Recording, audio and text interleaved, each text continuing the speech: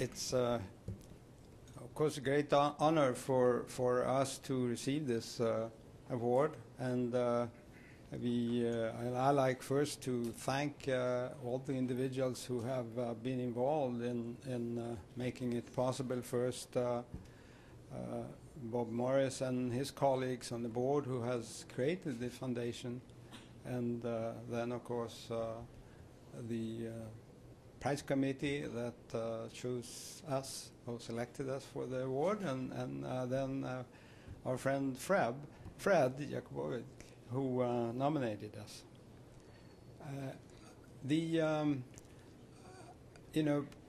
I didn't fully. We all over the world, of course, Helen Keller is a well-known person.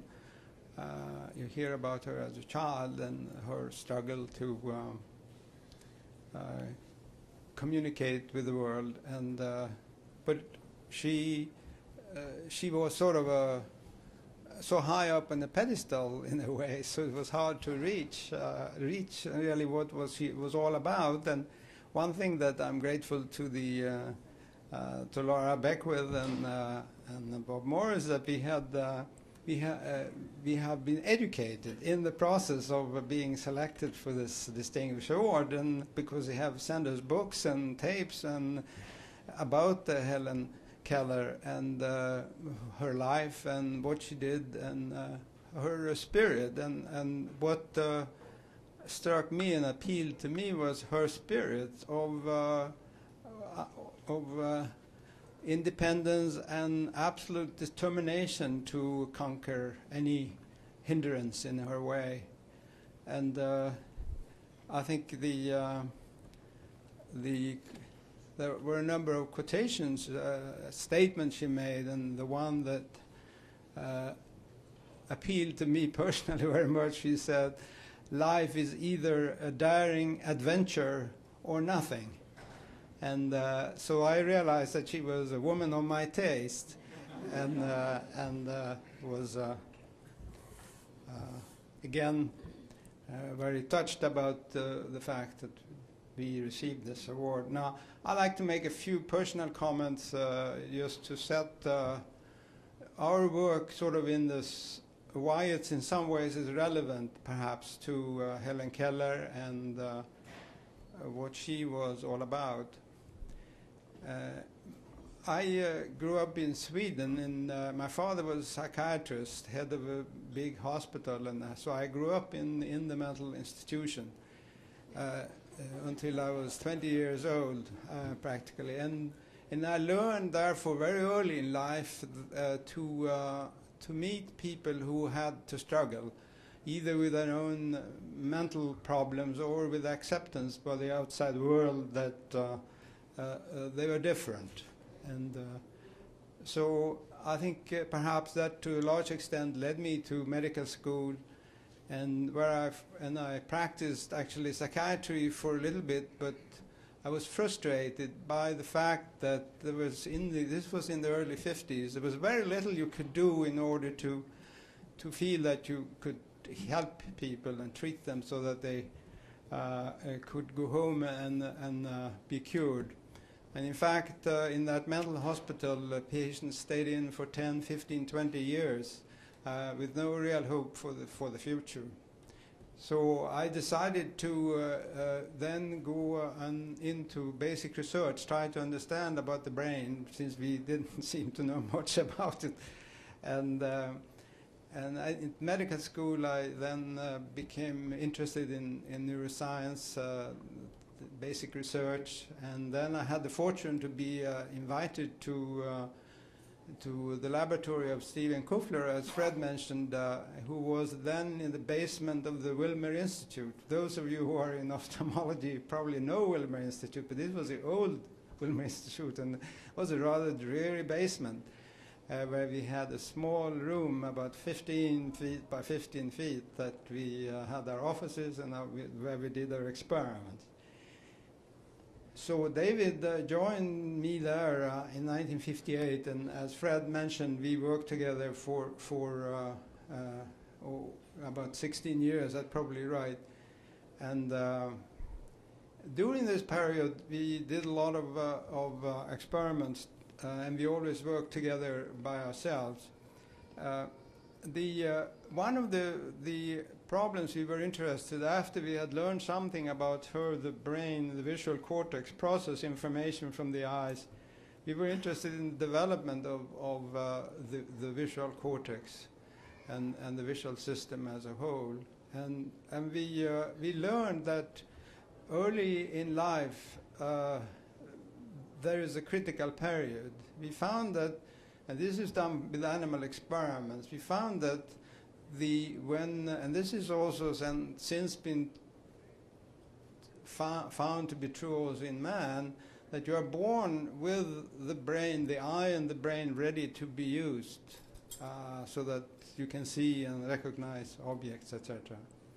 But if you are not, for some reason, able to use your eyes normally, you could have born with a cataract, or you can have some other problem with your optics.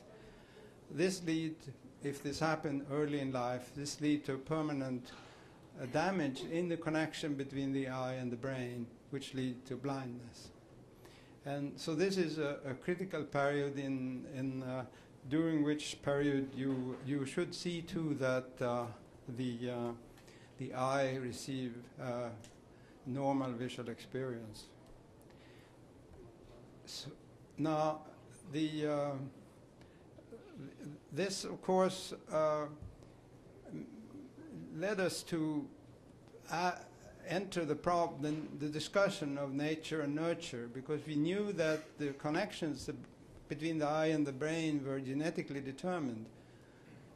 But we also know then that if the connections were not nurtured by having normal visual experience, then something happened so that the connections got lost and you lost your eyesight. This means, if you like to, and I think you can, extend this to other sensory systems, like in hearing, for example, or in language development, or in emotional development, relationship with other individuals, and later on in sexual development in the puberty. We know that we are programmed for many of these things in language, for example, at 2 or 3 years of age, etc. But if you are not having the right stimulus at the right time, this will have serious consequences on the normal brain development. And I think with Helen Keller comes in here, because it's clear that she had severe sensory handicap through the encephalitis or meningitis she had when she was 18 months old, which led to complete blindness and deafness. But she had the fortune of having a very supportive family, and Annie Sullivan, who constantly worked with him and was with her. It's clear also that if she hadn't had that support and that stimulus, that her development as the remarkable person she became might not have happened. And this sort of leads me to the problem of the question about Head Start's program, which is sort of a more general problem, but still is, again, here we have children who are in socially or economically or emotionally deprived situations that need to have support and nourishment of all kinds. And if they do not get this, they will not fully develop up to their full capacity. And it seems to me, as a scientist and a member of society, you like to see that our children do have opportunities and do need the nourishment and encouragement to develop to their full capacity.